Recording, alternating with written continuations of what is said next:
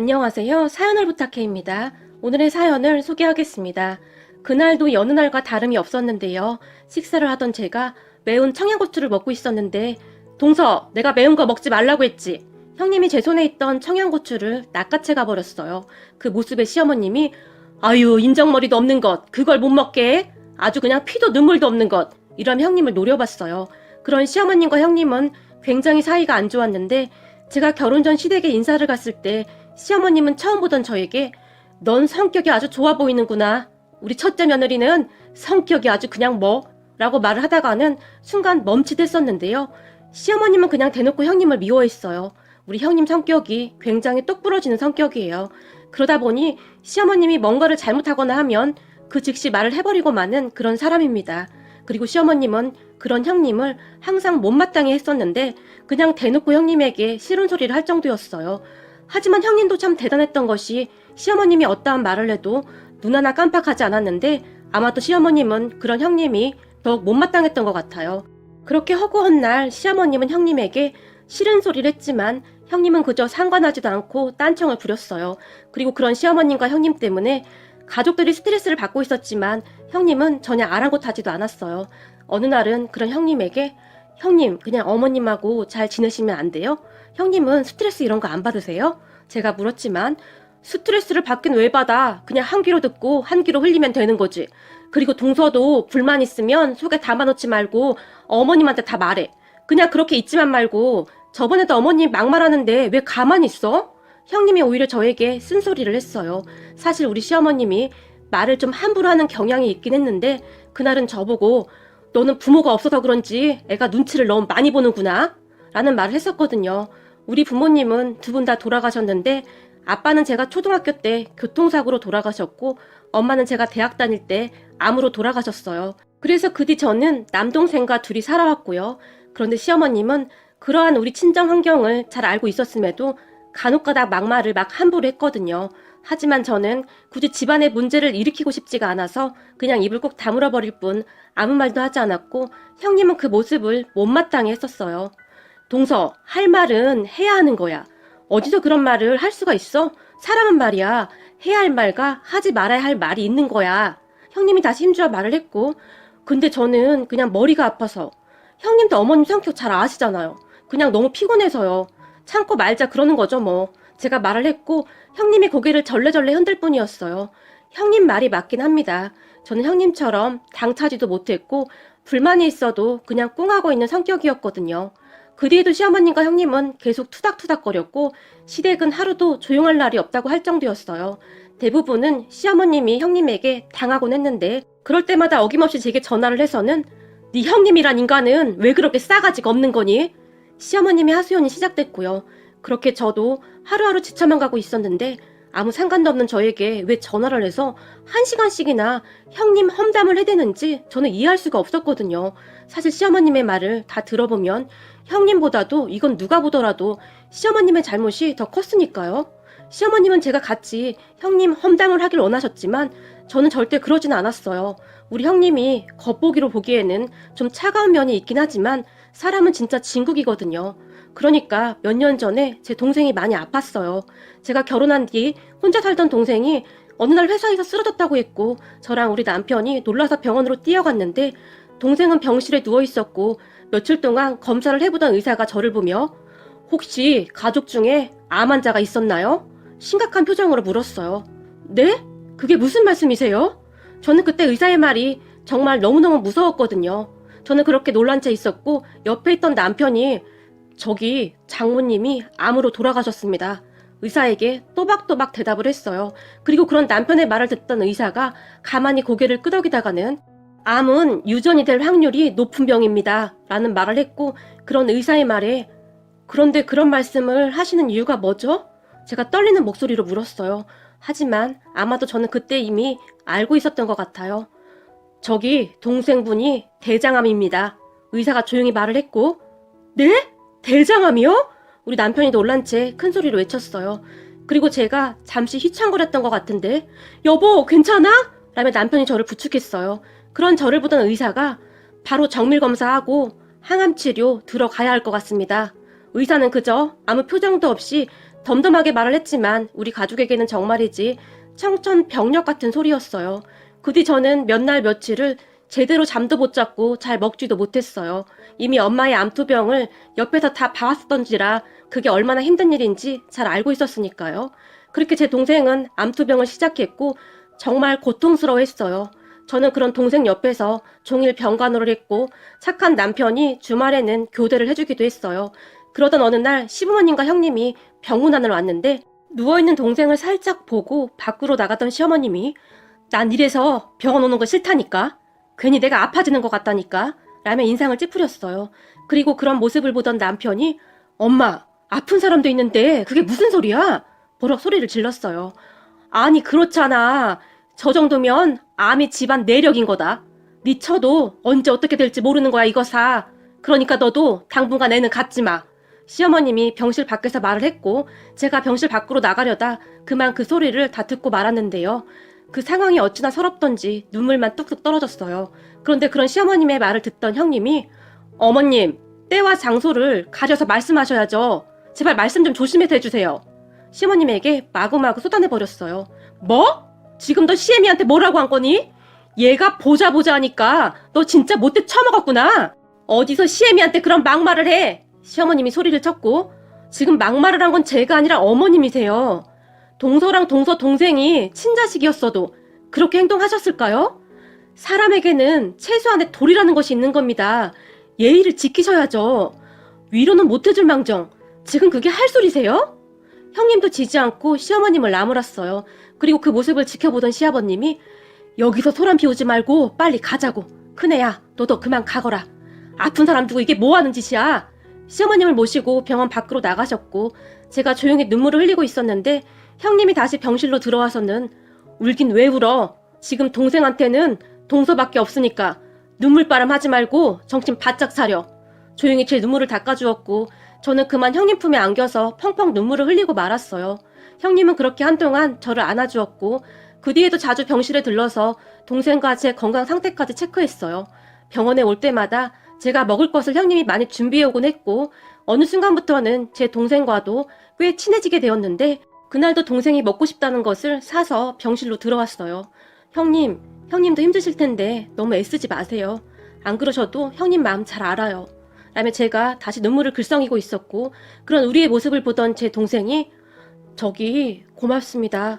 근데 제가 호칭을 뭐라고 해야 할지 동생이 머뭇거리며 물었는데 여기서 내가 나이가 잘 많으니까 그냥 큰 누나라고 불러요. 우리끼리 있을 때는 그렇게 부르죠 뭐. 그게 뭐가 그렇게 중요하다고. 라며 형님이 활짝 웃었고 아니 그래도 사돈인데 어떻게 그래요. 동생이 수줍게 웃었는데요. 난 남동생이 없으니까 남동생 하나 생겨서 좋은데요? 라며 망고를 깎더니 자 먹어봐요. 망고 먹고 싶다고 했죠? 내가 완전 싱싱하고 맛있는 거 고르느라 마트 가서 몇 번을 보고 샀는지 몰라요. 항암 치료하려면 잘 먹어야 한다고 하니까 많이 먹어요. 라고 말을 하더니 동생 입에 망고를 넣어줬어요. 참 신기했던 것이 제가 뭘 좀 먹으라고 하면 입맛 없다며 잘 안 먹던 동생이었는데 우리 형님이 입에 넣어주면 넙죽넙죽 잘도 받아먹었어요. 그런 형님에게 어찌나 고맙던지 지금 생각해도 눈물이 앞을 가리네요. 형님이 저와는 조금 달랐던 것이 저는 아픈 동생 눈치 보느라 늘 노심초사였는데 형님은 달랐어요. 가끔은 강한 어투로 동생을 야단치기도 했는데 먹어야 해요. 의사가 그랬잖아요. 무조건 잘 먹어야 한다고. 라며 동생 입에 넣어주곤 했어요. 음식을 먹다가 동생이 토하기도 했지만 괜찮아요. 항암 치료가 원래 다 그렇대요. 그러니까 놀랄 거 없어요. 라며 강한 모습을 보였어요. 그렇게 형님은 병원에 자주 들렀는데 제가 다 놀랄 정도로 자주 왔다 갔다 하면서 챙겨줬어요. 남편도 그런 형님을 보며 그동안 형수님 말투가 워낙 냉랭해서 사실 불편했었는데 요즘 보니 형수님 진짜 대단해 보여. 앞으로 형수님한테 정말 잘하려고 라는 말을 할 정도였어요. 하지만 시어머님은 그 뒤 다시 찾아오지도 않았고 물론 전화 한 통도 없었어요. 다만 어느 날 시어머님이 남편에게 전화를 했는데 병원비는 어떻게 할 거야? 설마 네가 해주는 거 아니겠지? 라고 말을 했는데 그 목소리가 옆에 있던 제 귀까지 들려왔고 제가 남편의 휴대폰을 빼앗아 들고는 제 동생 보험 있으니까 걱정하지 마세요. 라고 말을 하고 전화를 끊어버렸어요. 정말 징글징글 하더라고요. 그런 시어머님에게 남편도 정이 떨어졌던지 내가 어릴 때부터 느낀 건데 엄마는 공감 능력이 많이 떨어지는 것 같아. 형이랑 내가 정상인 게 신기할 뿐이야 라는 말을 할 정도였어요. 그러던 어느 날 시어머님이 저에게 정말 오랜만에 전화를 해서는 이번 내 생일은 어떻게 할 거니? 라고 물어왔고 그런 시어머님에게 참 어이가 없었지만 형님하고 상의해볼게요. 저도 동생 때문에 지금 정신이 없어서요. 제가 짧게 대답했고 암이 하루아침에 낫는 병도 아니고 그까짓 하루 시간 못 빼니? 시어머님이 퉁명스럽게 말을 했어요. 그러니까 형님하고 상의해본다고요. 근데 아마 저는 못 갈 것 같네요. 제가 지금 거기 가서 어머님 생신 축하해드릴 상황이 아니라서요. 제가 딱 잘라 말을 해버렸어요. 그때쯤 저도 기분이 상할 대로 상해 있었거든요. 그리고 그런 저를 보던 시어머님이 너도 네 형님 따라가는 거냐? 우리 집 며느리들은 애들이 왜 이렇게 짝퉁바가지들이야? 신경질적으로 전화를 끊어버렸어요. 그렇게 제가 형님한테 전화를 했고 형님 이제 곧 어머님 생신이시잖아요. 어떻게 해야 할까요? 지금 이 상황에 동서가 뭘 그런 걸 걱정해? 그냥 우리끼리 간단하게 식사나 하고 용돈이나 드릴 생각이야. 우리 남편이랑 서방님이 알아서 챙기는 것 같으니까 동서는 신경 쓰지 마. 근데 그게 지금 어머님이 전화해서 어떻게 할 거냐고 물어봐서요. 제가 눈치를 보며 물었는데요. 뭐? 동서한테 전화를 했어? 와, 진짜 대단하시다. 형님이 한마디를 하더니 더 이상 말을 잇지 못했어요. 그 뒤 형님과 남편이 시어머님에게 뭐라고 했던지 더 이상 연락이 오진 않았어요. 그리고 얼마 뒤 동생이 퇴원을 했고 우선은 수술은 잘 됐다고 했지만 암이라는 것이 다시 재발할 수도 있다고 의사가 말을 했기에 남편이 동생을 우선 우리 집으로 데리고 왔어요. 그렇게 동생은 조금씩 운동도 했고 식이요법도 병행하면서 조금씩 나아지고 있었어요. 혈색도 많이 좋아졌기에 우리는 다행이라고 생각하고 있었는데 그건 그저 우리의 착각이었을까요? 어느 날 제가 외출해 있었는데 동생이 울면서 전화를 했어요. 아무래도 뭔가가 이상하다고요. 동생의 말에 놀라서 집으로 뛰어갔는데 누나 며칠 전부터 뱃속이 좀 이상한데 뭐가 잘못된 거 아닌가? 라고 물었고 우리는 급히 병원으로 갔는데 의사 말이 뱃속에 복수가 많이 찼다고 했고 다시 검사를 해봐야 한다고 했어요. 그런데 재발되었을 가능성이 많다는 말을 했고 의사의 말에 동생이 통곡을 하며 울었어요. 우리 엄마도 결국 재발돼서 돌아가셨기에 저는 그런 동생의 마음이 이해가 되었고 정말 가슴이 미어졌어요. 그렇게 동생은 다시 치료를 위해 입원을 했고 누나, 나 항암 치료 다시 받을 자신이 없어. 그리고 다시 받는다고 해도 완치가 된다는 보장도 없고 엄마도 결국 이라고 말을 하며 눈물만 뚝뚝 흘렸어요. 그때쯤은 저도 어떻게 해야 할지 알 수가 없었고 그저 눈물만 나올 뿐이었어요. 동생은 점점 병색이 깊어져 갔고 항암 치료 받는 것을 굉장히 힘들어했어요. 처음 치료를 받을 때야 아무것도 모르고 받았는데 그 힘든 치료를 다시 받아야 한다고 하니 겁을 잔뜩 먹은 채 눈물만 흘렸으니까요. 그런 동생을 보며 병준아, 누나가 정말 미안한데 누나를 위해서라도 좀 버텨주면 안 되겠니? 너도 알다시피 친정 가족이라고는 너 하나뿐인데 너까지 그렇게 되면 누나는 살아갈 의미가 없을 것 같아. 누나가 부탁할게. 제가 동생을 끌어안고 폭풍 눈물을 흘렸어요. 엄마까지 돌아가신 뒤 우리는 서로를 의지한 채 살아왔기에 더욱 애틋할 수밖에 없었어요. 하지만 암이라는 병은 동생을 그냥 놔두지 않았고 병이 더욱 심해져 갈 뿐이었어요. 누나, 나 항암 치료 그만 받고 싶어. 동생이 애원을 할 정도였으니까요. 그런 동생은 음식을 잘 먹지도 못했는데 가끔 동생이 먹고 싶다고 하는 음식이 있으면 저도 그 음식을 찾아 여기저기 뛰어다녀야만 했어요. 먹고 싶은 거 있다고 하면 그냥 다 먹이세요. 의사가 제게 그 말을 하고 갔는데 그 말이 저한테는 비수로 꽂혀버렸고 저는 매일같이 동생이 먹고 싶다는 음식을 찾아 헤매다녔어요.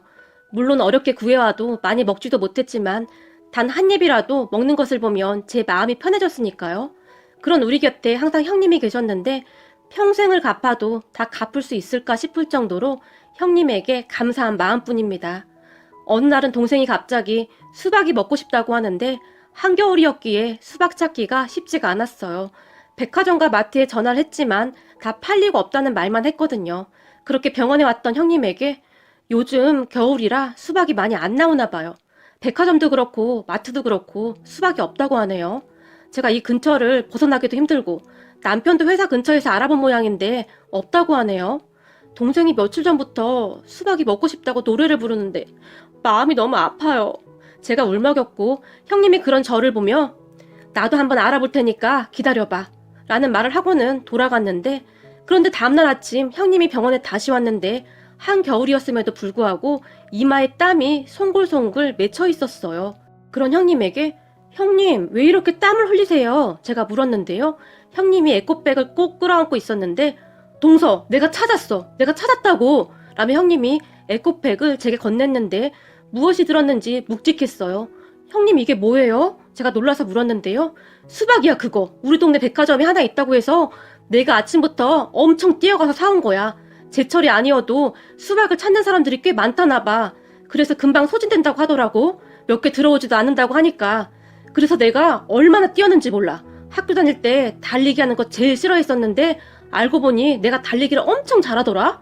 얼른 가서 먹이자. 형님이 가쁜 숨을 내쉬었어요. 그런 형님을 보는데 왜 이렇게 눈물이 쏟아지던지 저도 모르게 형님을 꼭 끌어안고 말았어요.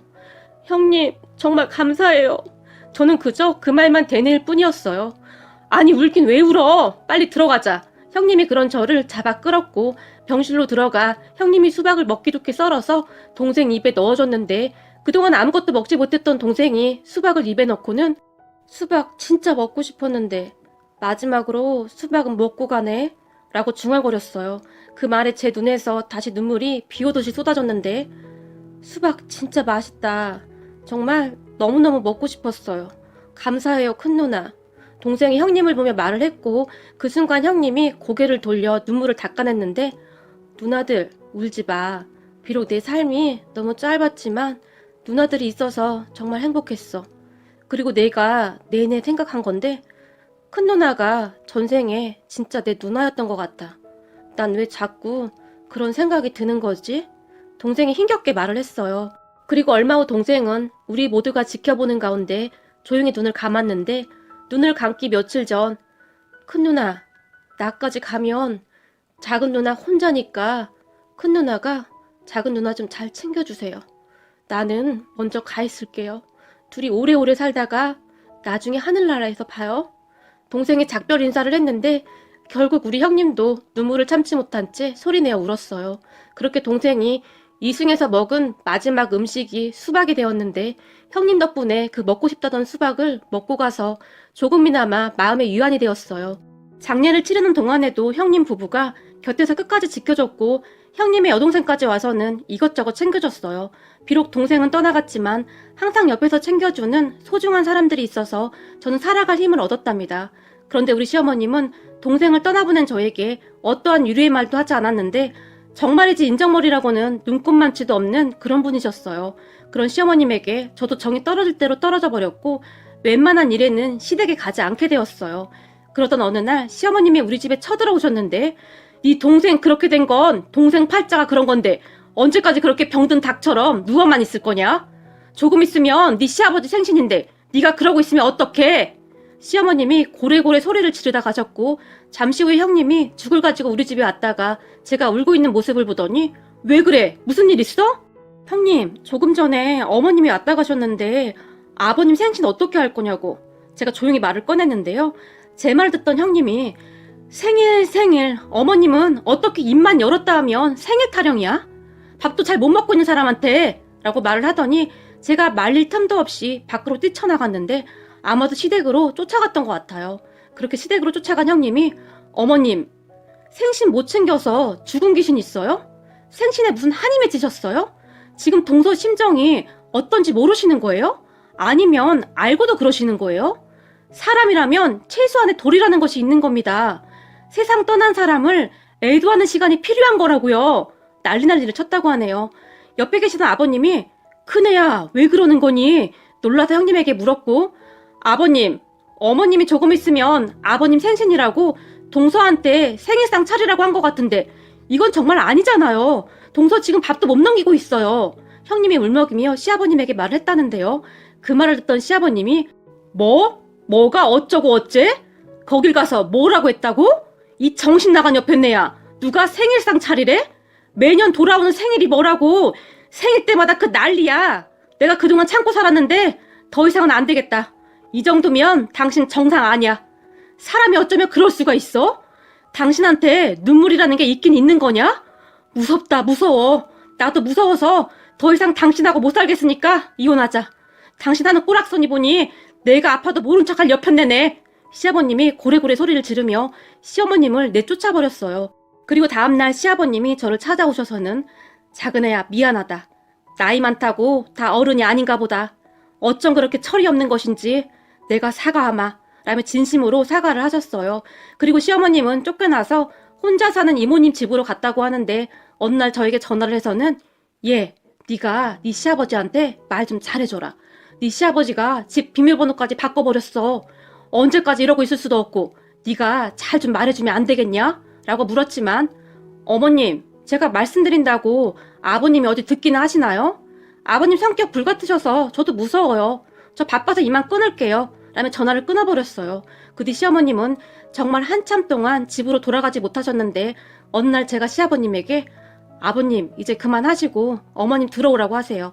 그래도 아버님과 형님이 항상 옆에 있어서 참 든든해요. 라고 시아버님에게 감사 인사를 했어요. 그런 제 말에 시아버님이 네 시애미가 참 말을 꼴소납게 하는데 그래도 큰애가 있어서 내가 안심이 된다. 누가 보면 우리 큰애가 네 시애미한테 못되게 구는 걸로 오해할 수도 있는데 내 눈에는 큰애 마음이 이해가 되고도 남는구나. 그래도 너희 둘이서 그렇게 잘 지내서 내가 얼마나 마음이 놓이는지 모르겠다. 시아버님이 오히려 저에게 고맙다고 말을 할 정도였어요. 그리고 그 뒤부터 형님은 제 식단을 정말 많이 신경 썼어요. 제가 매운 음식을 굉장히 좋아하는데 너무 매운 음식을 막 먹노라면 그렇게 잔소리를 했거든요. 덕분에 요즘에는 야채와 과일을 정말 많이 먹고 있네요. 형님이 지나가는 길에 동서, 제철 과일이 몸에 좋아. 우리 거 사면서 동서 것도 좀 샀어. 그러니까 이거 남기지 말고 다 먹어. 알았지? 라며 딸기를 잔뜩 사다 주기도 했는데 제가 과일을 잘 안 먹는 걸 알기에 항상 그렇게 챙겨주셨어요. 참 고맙죠. 물론 가끔 눈물이 쏙 빠질 만큼 혼내기도 하지만 전 형님한테 그냥 고맙기만 합니다. 다 저를 위해 그런다는 것을 잘 알고 있으니까요. 어느 날은 형님이 내가 가끔 세게 말할 때도 있어서 동서가 혹시 상처받을까봐 걱정이 되긴 하지만 동서도 내 동생이나 마찬가지야. 난 동서랑 오래오래 건강하게 살고 싶으니까 내 말 잘 들어야 해. 형님이 제 손을 꼭 잡고 말했어요. 비록 친정가족은 없었지만 형님에게 의지하며 외롭지 않게 살고 있답니다. 그리고 우리 시어머님이 집으로 돌아오시긴 했는데 요즘은 가족들 눈치 보느라 조용하시네요. 물론 요즘도 가끔 막말을 툭툭 하시다가는 시아버님이 눈에 힘을 주어 째려보면 내가 또 막말을 했지. 이놈의 주둥아리를 어떻게 할 수도 없고 라며 형님과 제 눈치를 보신답니다. 시어머님에 대한 앙금이 모두 다 사라진 건 아니지만 서로서로 노력하며 살아가고 싶습니다. 그렇게 조금씩 조금씩 정말 가족이 되어갈 테니까요. 형님, 항상 감사해요. 저도 형님한테 정말 잘하도록 노력할게요. 오늘의 사연은 여기까지였습니다. 즐겁게 보셨다면 구독, 좋아요 부탁드립니다. 고맙습니다.